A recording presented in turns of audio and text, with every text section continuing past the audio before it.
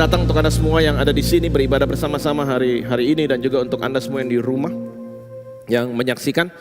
Saya percaya hadirat Tuhan ada di sini dan juga ada di rumah Anda masing-masing. Dan juga greetings, salam untuk Batam dan kota-kota yang lain yang menyaksikan. Dan hari ini kita sampai di minggu yang keempat di bulan Agustus. Dan kita masih dalam tema bulanan kita itu blind spot. Blind spot artinya ada titik yang tidak terlihat, ada area yang mungkin kita tidak sadari. Ada sebuah daerah dalam kehidupan kita di mana kita seringkali tidak bisa melihatnya dengan baik. Dan itu seringkali menjadi tempat di mana mungkin serangan bisa datang. Dalam kelengahan itu mungkin ada beberapa hal yang terlewat sehingga kita tidak bisa menggunakan kesempatan dengan baik. Dan itu bisa terjadi. Tetapi saya percaya bahwa cermin yang paling baik atau alat sensor radar yang paling baik dalam kehidupan manusia adalah firman Tuhan. Karena firman Tuhan itu iya dan amin, kekal untuk selama-lamanya. Dan kemudian firman Tuhan itu tidak terbantahkan dalam kehidupan kita. Dan hari ini saya ingin memperkenalkan kepada Anda sebuah istilah. Saya ingin memberikan judul firman Tuhan hari ini, judulnya Omakase. Nanti saya akan jelaskan kepada Anda. Tapi sebelumnya kita mau baca dari Keluaran 13. Di situ menceritakan tentang orang Israel yang mereka keluar dari Mesir setelah Mesir dilanda oleh 10 tulah, dan kemudian mereka boleh keluar, dan kemudian mereka menuju yang disebut sebagai tanah perjanjian, tanah Kanaan. Dan itu suatu bidang tanah yang sangat luas yang dijanjikan kepada Abraham, Ishak dan Yakub dan juga keturunannya. Tetapi di Keluaran 13 kita melihat ada sebuah plan yang lain dari Tuhan, rencana lain dari Tuhan yang mereka nggak bisa lihat sebelumnya. Karena mereka itu betul-betul berharap bahwa setelah mereka keluar dari Mesir, kemudian nggak lama kemudian mereka masuk dalam tanah perjanjian. Tapi kemudian ada blind spot yang mereka nggak lihat di situ. Dan hari ini kita mau belajar dari Keluaran 13 di ayat yang ke-17. Setelah Firaun membiarkan bangsa itu pergi, sebetulnya Firaun nggak serta-merta membiarkan bangsa itu pergi, tapi dia terpaksa melepaskan bangsa itu pergi. Kenapa dia terpaksa melepaskan bangsa itu pergi? Karena dia kepepet, sehingga dia melepaskan bangsa itu pergi. Dan hari ini saya belajar bahkan dari ayat ini saja saya melihat bahwa jangan sampai dipepet Tuhan atau keadaan sebelum melakukan sesuatu yang baik dalam kehidupan Anda dan saya. Dikatakan bahwa setelah Firaun membiarkan bangsa itu pergi, Allah tidak menuntun mereka. Wow. Menurut saya ini sebuah statement yang mungkin buat Anda ini sedikit kontradiktif. Karena ada ayat-ayat juga yang mengatakan bahwa langkah orang benar dituntun oleh Tuhan. Tetapi ini dikatakan bahwa Allah tidak menuntun mereka melalui jalan ke negeri orang Filistin, walaupun jalan ini yang paling dekat, yang paling gampang, yang paling cepat. Jadi mereka bisa sampai dalam tanah perjanjian. Tapi Tuhan tidak membimbing ke situ. Dan kemudian sebab firman Allah, jangan-jangan bangsa itu menyesal apabila mereka menghadapi peperangan sehingga mereka kembali ke Mesir. Tetapi Allah, dia tetap menuntun. Tetapi Allah menuntun bangsa itu berputar melalui jalan di padang gurun menuju Laut Teberau. Dengan siap sedia berperang, berjalanlah orang Israel dari tanah Mesir. Musa membawa tulang-tulang Yusuf, sebab tadinya Yusuf telah menyuruh anak-anak Israel bersumpah dengan sungguh-sungguh, Allah tentu akan mengindahkan kamu, maka kamu harus membawa tulang-tulangku dari sini. Jadi dia minta tolong sama saudara-saudaranya supaya tulang-tulangnya nanti dibawa. Entah kapan mereka akan kembali ke tanah perjanjian, ke tanah Kanaan, dan minta tolong tulangnya dibawa. Dia nggak mau dikuburkan di Mesir, dia mau dibawa tulang-tulangnya. Demikianlah mereka berangkat dari Sukhot dan berkemah di Etam di tepi padang gurun. Tuhan berjalan di depan mereka pada siang hari dalam tiang awan untuk menuntun mereka di jalan, dan pada waktu malam dalam tiang api untuk menerangi mereka sehingga mereka dapat berjalan siang dan malam. Dengan tidak beralih, tiang awan itu tetap ada pada siang hari dan tiang api pada waktu malam di depan bangsa itu. Kalau Anda pernah makan ke sebuah restoran, nggak tentu harus besar, nggak tentu harus mahal. Tetapi di dunia ini sebetulnya restoran yang katanya konon keren atau restoran yang memang baik adalah ketika dia nggak menyediakan bumbu apapun di depan Anda. Dia nggak menyediakan lagi merica, garam, Anda mau sambal, Anda mau tambah saus tomat, nggak dikasih sama chefnya, nggak dikasih sama juru masaknya. Dan dia biasanya ada restoran-restoran tertentu yang tingkat PD-nya udah begitu sangat tinggi sekali.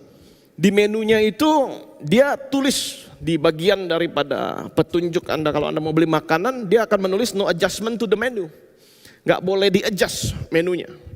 Nah kalau di Jepang ada beberapa tempat terutama yang menyajikan makanan tradisional mereka, sushi misalnya, di mana chefnya itu yang juru masaknya itu dia bilang bahwa di sini tempatnya adalah kalau Anda memesan sesuatu itu omakase. Omakase itu artinya dalam bahasa Jepang kalau kita artikan dengan sederhana dalam bahasa kita adalah terserah kamu. Chefnya kasih apa harus dimakan. Kalau misalnya Anda demen sushi, Anda bilang nggak mau pakai wasabi, wasabinya dikitan, wasabinya banyakan, kurang asin, lebih manis, nggak bisa. Pokoknya omakase artinya apapun yang kamu berikan saya makan, apapun yang kamu berikan I entrust you artinya adalah saya percayakan kepada kamu. Dan saya rasa itu terjadi dalam kehidupan orang Kristen, itu terjadi dalam kehidupan Yesus. Di Matius pasal 4 berkata bahwa Yesus dituntun oleh Roh Tuhan ke dalam padang gurun. Dan kemudian tadi kita baca bahwa orang Israel juga mengalami yang namanya wilderness atau padang gurun. Dan saya rasa Tuhan itu dia mengerti banget cara mengolah kehidupan kita sehingga kehidupan kita menjadi sesuatu yang sangat baik. Bukan hanya untuk kita tapi kehidupan untuk orang lain.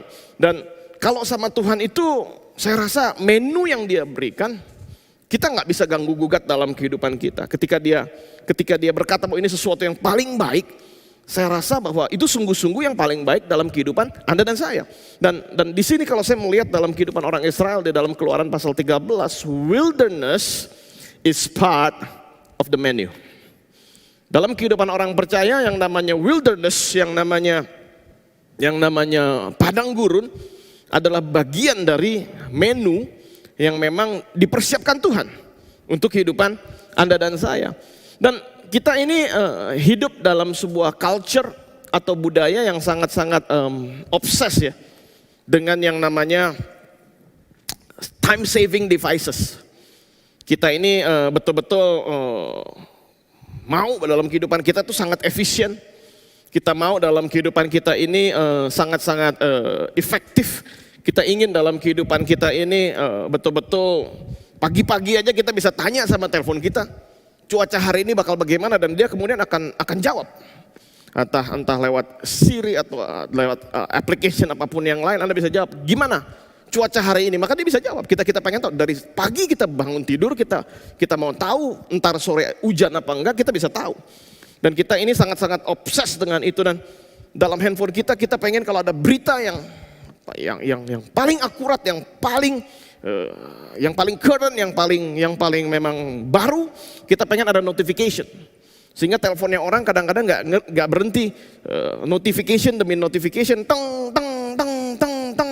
karena kita ini obses dengan kecepatan. Kita ini pengen saving time, dan itu merupakan satu hal yang menjadi budaya hari-hari ini.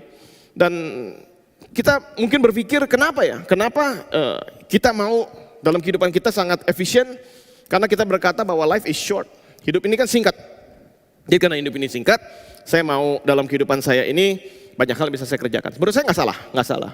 Dan saya rasa itu betul bahwa seringkali kita berdoa that I want God to get things done as quickly and efficiently as possible. Saya mau Tuhan itu kalau kerja, Tuhan itu harus cepat dan efisien. Kenapa harus cepat dan efisien? Karena dia Tuhan. Dan kita pengen Tuhan, karena saya obses dengan efisiensi ini, Tuhan kalau engkau bekerja harus cepat dan engkau kalau kerja harus efisien. Dan saya rasa dalam banyak bagian Tuhan juga agree dengan itu, Tuhan juga setuju dengan itu, dan saya rasa benar kalau saya bisa mengatakan bahwa Tuhan juga pengen, God wants to get things done as quickly and efficiently as possible. Tuhan juga pengen efisien. Tuhan juga pengen cepat. Tuhan tuh ciptakan dunia dalam waktu 6 hari, cepat banget. Anda bisa bikin apa dalam 6 hari sesuatu yang besar? Susah sekali. Tapi Tuhan menciptakan dunia ini dari nggak ada menjadi ada dalam 6 hari. Siapa bilang kalau Tuhan kerja dia nggak get things done quickly and efficiently? Dia adalah master dari segala keefisienan dalam kehidupan kita semuanya. Tetapi bukan hanya itu. God wants to get things done as quickly and efficiently as possible, yet without sacrificing you.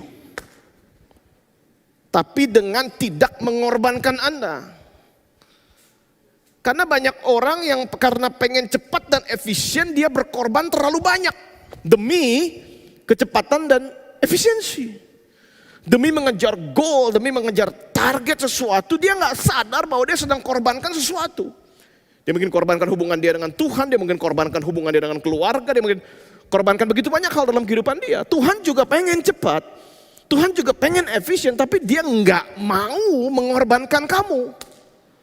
Karena korban satu-satunya namanya Yesus sudah lebih dari cukup untuk Anda dan saya. Dia nggak perlu mengorbankan, dia merasa bahwa hey, enjoy the process karena saya nggak mau kamu jadi korban. Dan hari ini apapun yang sedang kau kejar, jangan jadi korban. Demi efektivitas, demi kecepatan dalam kehidupan Anda dan saya. Dan saya rasa dia adalah Tuhan yang menghargai musim. Dan Anda dan saya kalau mau cerdas dalam hidup ini, kita harus menghargai musim. We need to appreciate seasons, not seconds. Buat kita detik itu sangat-sangat penting sekali. Penting, waktu penting. Lomba lari bahkan millisecond itu penting. Tetapi Tuhan bukan hanya menghargai waktu kronos, waktunya kita. Second, detik, jam, hari, tetapi dia menghargai musim. Dan kalau kita belajar dalam Alkitab, pengkhotbah berkata dalam segala sesuatu ada musimnya. In everything there is a season. Dan kalau kita memang orang berhikmat, kita harus menyadari bahwa di setiap musim ada kekuatan baru yang dia tambahkan dalam hidup kita. Di setiap musim ada sesuatu yang dia strengthen. Kalau sampai gak lewat musim itu, musim depan kamu gak akan kuat. Dan kalau kita melihat bahkan kalau negara ada 4 musim dan Alkitab ditulis dalam budaya di mana mereka mengenal 4 musim. Saya bisa melihat dari tanaman bahwa musim gugur, selama musim gugur daunnya rontok. Apa yang sedang dikuatkan dari sebuah tanaman, dari sebuah pohon? Yang sedang dikuatkan dari sebuah pohon adalah akarnya. Ketika musim gugur terjadi, daun-daunnya pada rontok. Akarnya itu diperkuat makin dalam, makin mampu untuk menyerap energi yang dibutuhkan untuk nantinya. Dan kemudian kita melihat bahwa musim dingin, ketika musim dingin datang, di beberapa bagian dunia ketika musim dingin itu ada salju. Apa yang kuat? Batangnya kuat, batangnya diperkuat. Seluruh nutrisi yang dia ada, seluruh nutrisi yang sudah dia simpan itu batangnya diperkuat, kokoh. Musim dingin ada badai salju apapun batangnya tetap kokoh. Itu diperkuat. Dan kemudian musim semi mulai datang. Pucuk-pucuk daun mulai ada. Apa yang diperkuat? Yang diperkuat adalah cabangnya. Cabangnya diperkuat untuk menahan bobot daripada daun yang lebat. Yang nantinya ketika musim panas terjadi, apa yang kuat? Yang kuat adalah buahnya. Sehingga dia berbuah. Dan kemudian dia bisa dinikmati oleh banyak orang. Karena itu gak percuma dikatakan di Mazmur 1 bahwa mereka seperti pohon ditanam di tepi aliran air yang menghasilkan buahnya pada musimnya, yang tidak layu daunnya, apa saja yang dikerjakan berhasil. Siapa di sini mau berbuah buat Tuhan, angkat tangan Anda. Dan saya rasa betul, dalam kehidupan kita harus menghargai bahwa the wilderness adalah bagian dari rencana Tuhan yang besar. Dan hari ini kalau kita tadi belajar tentang musim dan kemudian tentang akar dan tentang buah, if you worship the God of fruit, you will be disappointed. Kalau teologi kamu cuma ngajarin berkat. Kalau teologi yang Anda percaya cuman ngajarin tentang fruitful, berbuah, hasil, produce, maka Anda akan kecewa. Karena dia bukan hanya the God of fruit, He's also the God of root dalam kehidupan kita. Bukan hanya buah, tetapi dia perhatikan akarnya. Dan akarnya lebih penting daripada buahnya. Karena kalau akarnya nggak bagus, maka dia nggak bisa menghasilkan buah yang bagus.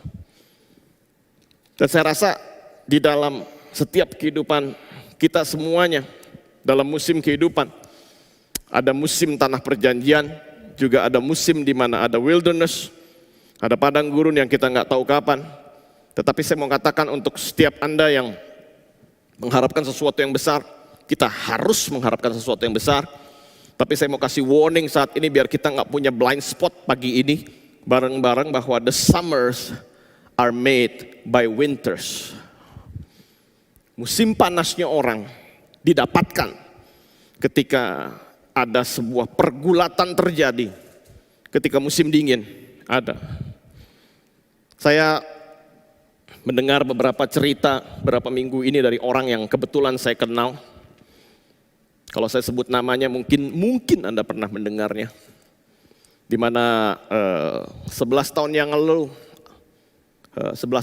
orang ini seumur dengan saya. Dia menerima warisan perusahaan-perusahaan yang sangat besar sekali. Saya katakan sangat besar, multinasional di banyak negara. Dan kemudian dia menjalankannya 11 tahun yang lalu. Tapi kemarin saya mendengar baru minggu lalu, saya dengar dari orang, saya kemudian membaca beberapa hal. Dan kemudian dalam 11 tahun dipegang, hilang. Sekarang nggak ada lagi. Sesuatu yang dirintis dari zaman kakeknya dan kemudian bapaknya, kemudian dipegang dan kemudian hilang. Dan saya banyak mendengar cerita-cerita yang mirip dengan itu, di mana banyak hal nggak sampai generasi kedua, generasi ketiga dan kemudian hilang. Dan saya berpikir gimana bisa begitu? Karena ada sebuah generasi yang sangat peduli dengan namanya pioneering dan kemudian peduli dengan akar. Tapi saya ngomong ke anak-anak saya ngomong ke Anda semuanya, orang muda.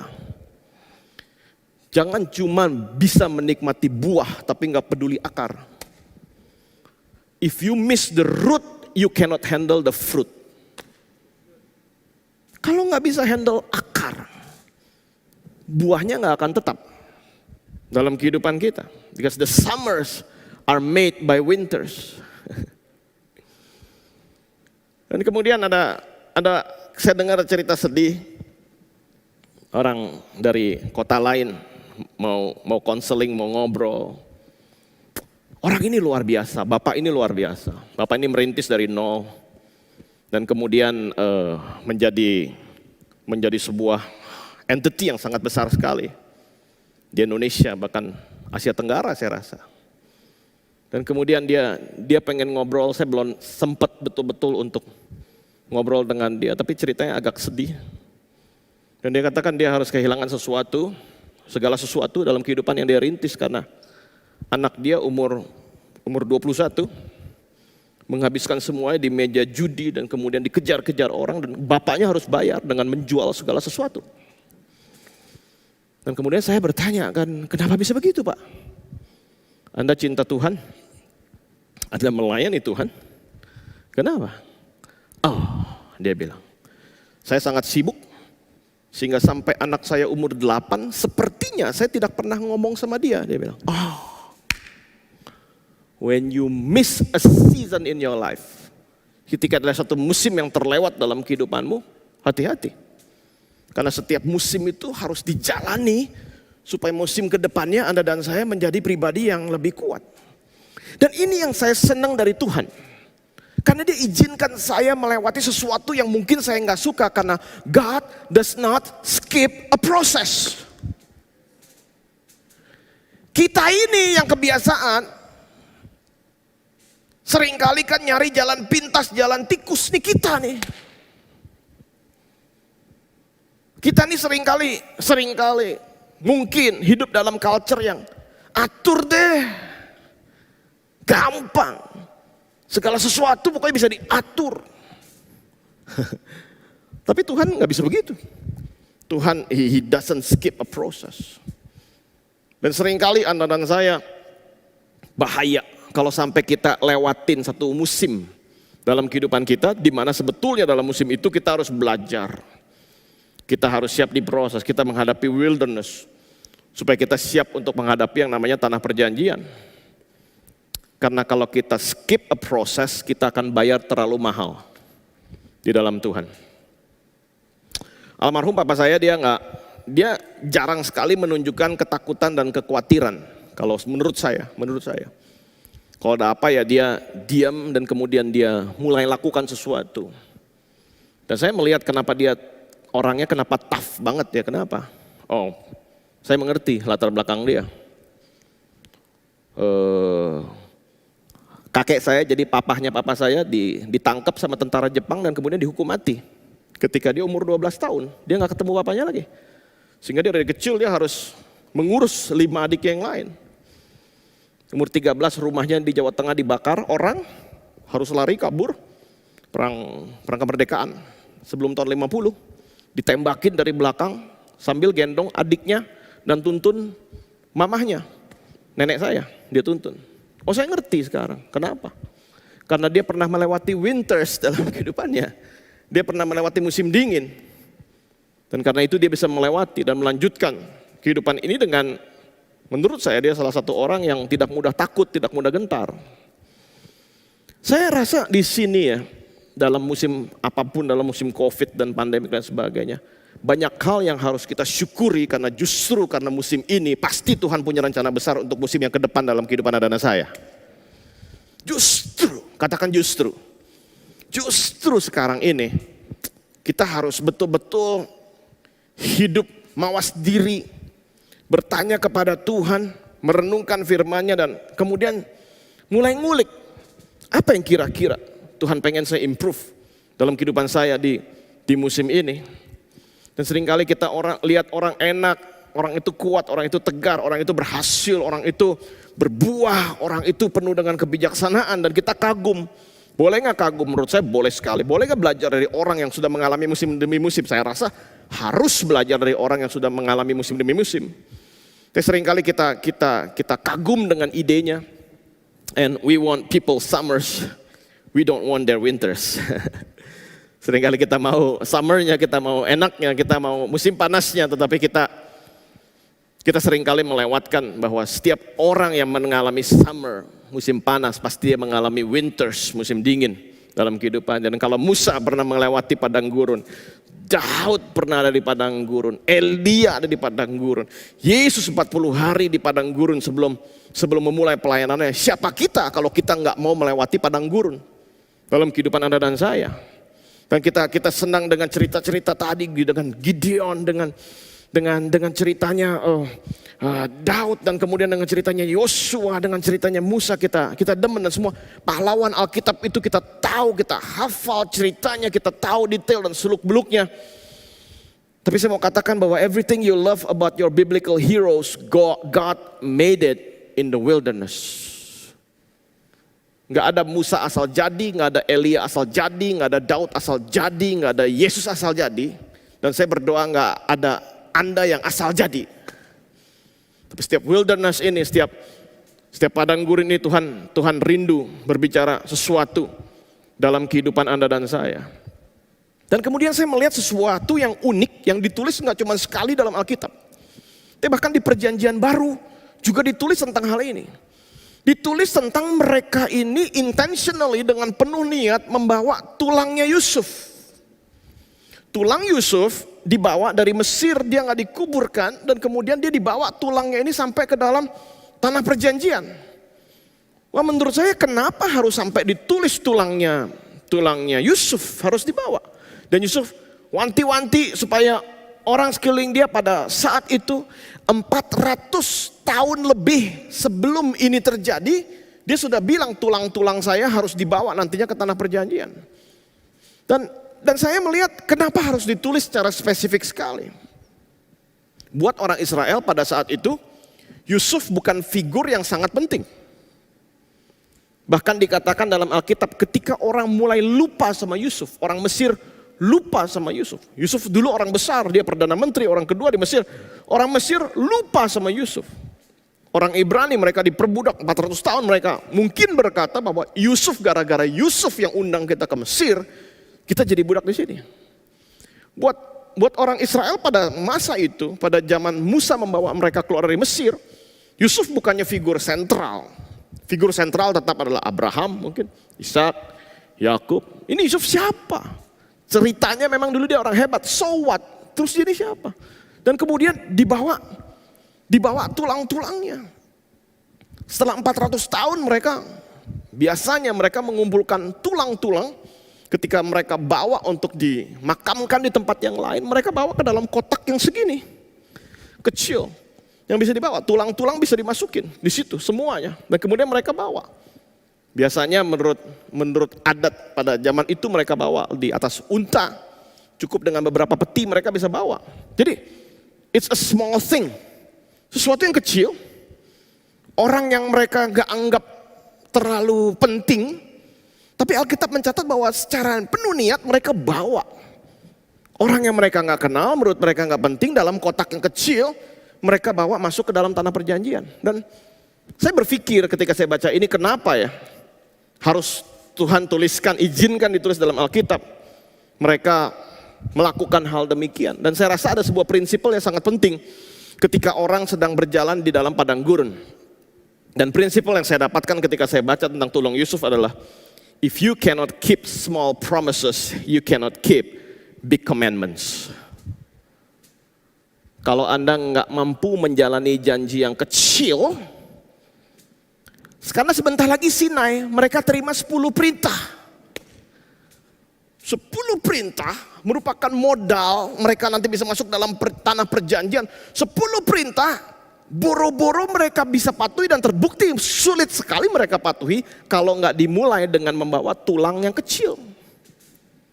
Faithfulness. Karena itu Alkitab dengan jelas berkata bahwa setiap ada perkara kecil, maka Tuhan akan melakukan perkara yang besar. Saya setuju bahwa setiap dari kita ini bisa bertumbuh dalam Tuhan dimanapun. Saya setuju. Mau Anda hari ini yang datang ke The House, mau Anda yang nonton di rumah, anak-anak kita juga bisa bertumbuh lewat rumah Tuhan, lewat ibadah online dan sebagainya. Tetapi jangan sampai karena online kehilangan hari bersama dengan Tuhan. Sudah 2000 tahun orang di hari Minggu beribadah kepada Tuhan. Tapi karena online dan tersedia kapanpun, it doesn't matter anymore. Saya nonton hari Rabu juga gak apa-apa. Dan kemudian message yang kita ngomong ke anak-anak kita, kalau sempat nonton, like, hey, kita memberikan kepada mungkin generasi yang berikutnya sebuah filosofi berkata, kalau untuk Tuhan mah asal sempat, asal niat, kalau benar-benar ada waktu. Dan kalau benar-benar lagi alert aja, kalau nggak ada apa-apa, saudara. Saya nggak katakan bahwa itu dosa, enggak. Tapi saya katakan bahwa kehidupan Anda dan saya, segala sesuatu yang terproyeksikan di depan adalah berdasarkan dari prioritas hari ini. Saya nggak katakan itu salah. Tapi saya katakan ada disiplin yang nggak boleh mati. Ada tulang yang harus dibawa. Kalau mau nantinya mendapatkan janji yang besar. Jangan sampai justru di musim COVID ini prioritas keluarga jadi shifted. Sama Tuhan jadi asal-asalan. Sama Tuhan jadi kalau ada waktu baru buat engkau, tapi kalau saya susah kamu harus tolong saya hari ini, gitu tuh. Bahasa Ibraninya bocengli itu. Kalau buat Tuhan, saya sempatnya kapan, saya akan lakukan. Tapi kalau saya sakit, tolong sembuhkan hari ini. Itu. Gimana bisa dapat big commandments? Kalau bawa tulang kecil aja nggak mau. Your altitude tomorrow, ketinggian Anda besok ditentukan with your attitude today. Dengan sikap kita hari ini. Saya rasa dari ibadah aja, meskipun online, kelihatan ke orang yang setia, trustworthy apa enggak. Saya enggak menuduh siapapun, tapi saya rasa tren di dunia ini, banyak kok orang yang skip praise and worship, scroll cuma di khotbah. Praise and worship segala macam dia skip, enggak penting. Padahal praise and worship adalah bagian dari ibadah.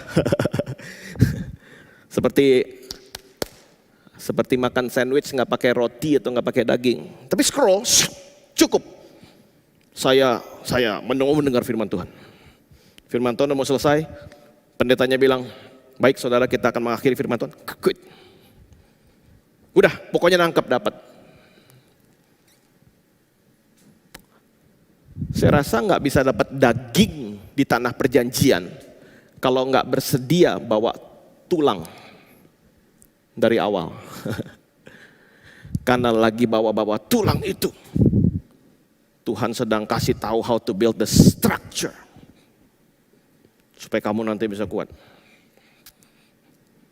Ada paham yang saya katakan?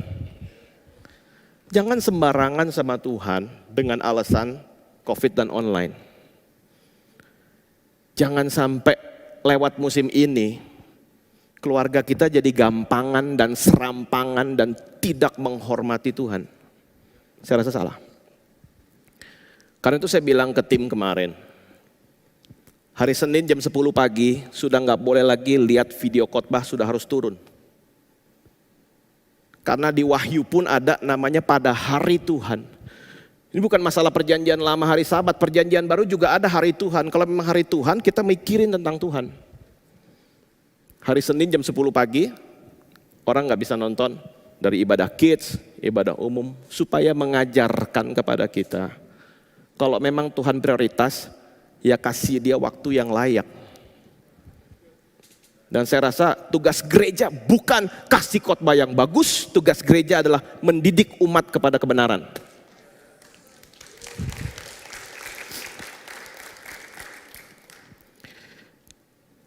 Segala sesuatu yang kecil akan menentukan hal yang besar.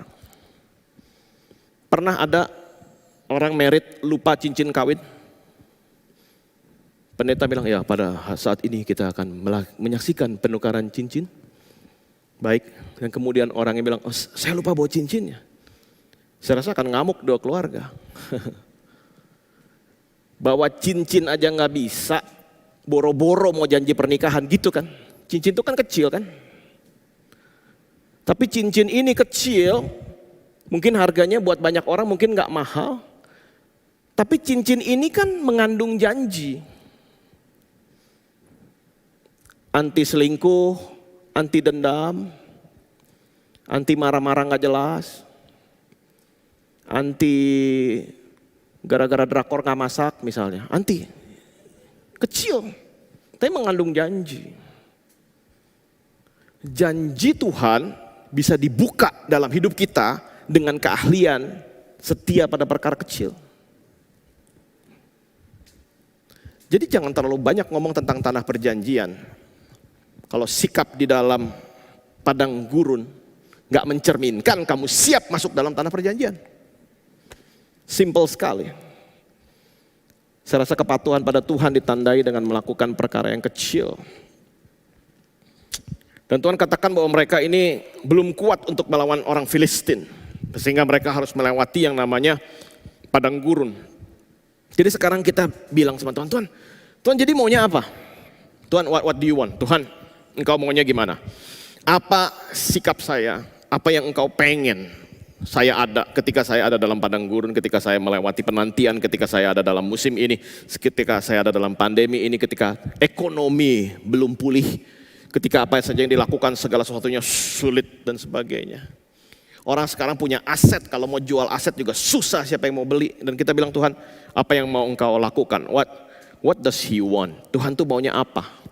lewat musim ini, dan saya berdoa Anda mendapatkan sesuatu hari ini. Saya rasa ada beberapa sikap yang kita harus percayai Dia sedang lakukan dalam kehidupan kita. Dan saya rasa dari hanya Keluaran 13 saja saya bisa katakan bahwa He will do anything to establish you. Apapun Dia lakukan supaya engkau menjadi kuat, establish you, bisa berdiri, bisa kokoh, menjadi pribadi yang tidak tergoncangkan, dibangun di atas fondasi yang kuat. He will do anything. Nah, kadang-kadang anything-nya itu nggak enak. Saya mau kasih tahu aja. But He will do anything. Apapun yang dibutuhkan Dia akan lakukan, that you will be established. Anything-nya tiap orang beda-beda. Anything-nya tiap orang waktunya nggak sama. But He will do anything to establish you. Dan kadang-kadang itu nggak enak. Kadang-kadang itu winter. Kadang-kadang itu musim dingin. Kadang-kadang itu wilderness. Kadang-kadang itu padang gurun. Kadang-kadang sesuatu yang kita tidak duga. But He will do anything. Apapun yang akan Dia lakukan untuk membuat kita kokoh. Tapi ada kabar baik di situ. Saya mau katakan bahwa God accomplishes His purpose right on schedule. Tapi Tuhan akan melakukan bagian Dia, tujuan ilahi dalam kehidupan Anda dan saya, tepat waktu. Katakan tepat waktu. Meskipun mungkin tepat waktunya itu harus lewat wilderness 40 tahun, tapi Dia tepat waktu. Meskipun harus melewati padang gurun selama belasan tahun, Anda betul-betul berkata, kenapa Tuhan, kenapa? Tapi tepat waktu. Sesuai dengan waktunya siapa? Bukan sesuai dengan waktumu, sesuai dengan waktunya Dia. Tapi Dia tidak pernah terlambat dalam kehidupan Anda dan saya. Karena Yesaya 46 ayat 10 dikatakan, my plan will be realized. Rencanaku akan tergenapi dalam kehidupan Anda dan saya. Meskipun menunggu 55 tahun. Tapi Dia adalah Tuhan yang sempurna dalam kehidupan kita. Dan saya berharap ini menjadi encouragement, sebuah semangat dalam kehidupan Anda. He leads not His people the easiest way, yet He leads them the best way.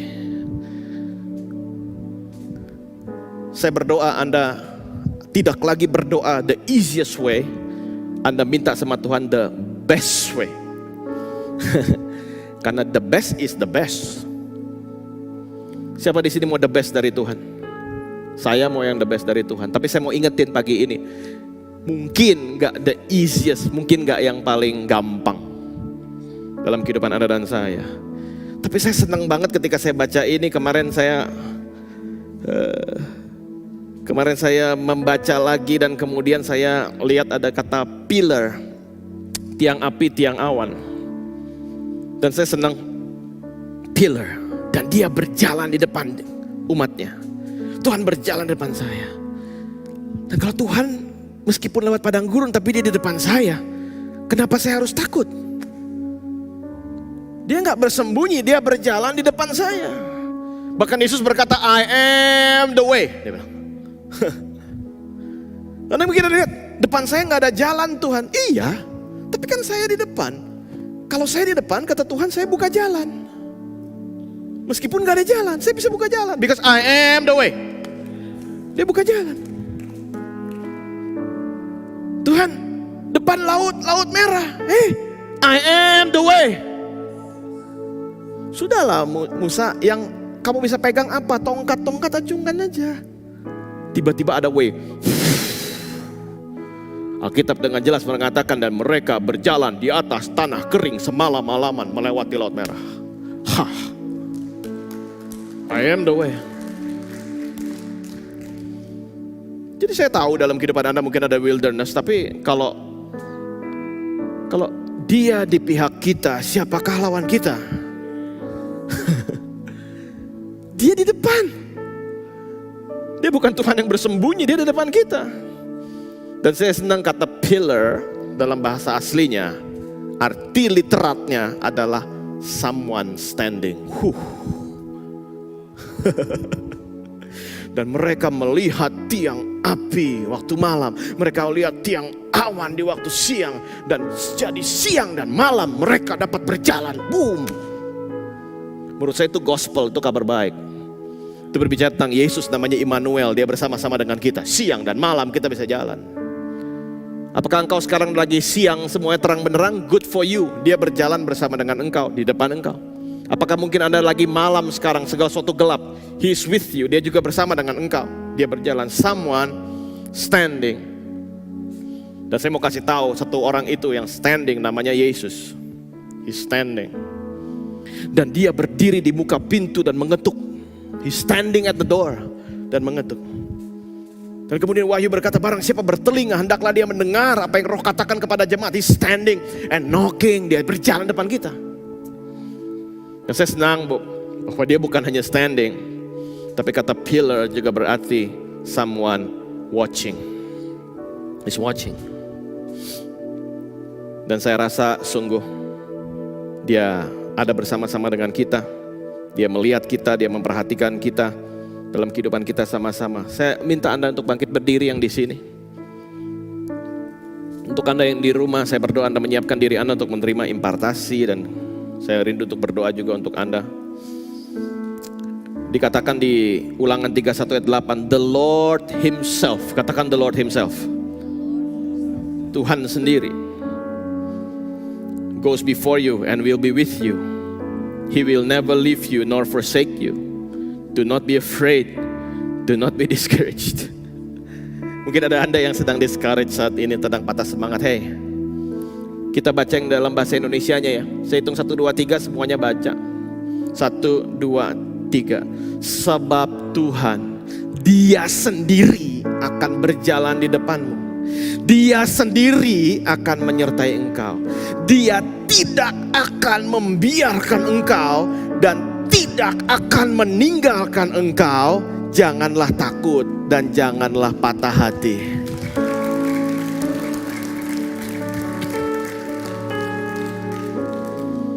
Anda pernah berkunjung ke rumah orang hebat dan kemudian Anda pamit pulang dan kemudian dia berkata begini, nggak anter ya, silahkan. Dia suruh asisten dia, pembantu dia untuk anterin kita ke gerbang. Tuhan yang saya sembah tidak demikian. Oh, mau jalan, dia nggak bilang nggak anter ya, nggak. Oh, mau kemana? Oh, oke. Bermitralah dengan aku, oke. Tak anter ya. Dia jalan depan. Kita berkata kadang-kadang, oh gak usah anter, gak apa-apa. Yesus, I insist. Saya mau. Diam, ikutin aja. Oh jangan repot-repot. Follow me, ikutlah aku, maka kamu akan kujadikan penjala manusia. Ketika kita follow Him, kita dijadikan sesuatu. Kita baca lagi sama-sama ya. Ayat ini penting buat saya dan saya berdoa ini merema dalam hidup Anda. Ulangan 31 ayat 8. 1, 2, 3. Sebab Tuhan, Dia sendiri akan berjalan di depanmu. Dia sendiri akan menyertai engkau. Dia tidak akan membiarkan engkau dan tidak akan meninggalkan engkau. Janganlah takut dan janganlah patah hati. Haleluya. Ku terima berkat yang datang dari Bapa, Putra, dan Roh Kudus. Apapun yang ku sentuh, ku kerjakan, dibuatnya berhasil. Sinar wajah-Mu yang menerangi, menjaga dan apa? Menjaga dan menuntun hidupku, damai dan penyertaan-Mu penuhiku. Nyanyikan lagi, ku terima kuasa. Dengan iman katakan, ku terima kuasa yang datang dari Bapa, Putra, dan Roh Kudus. Apapun yang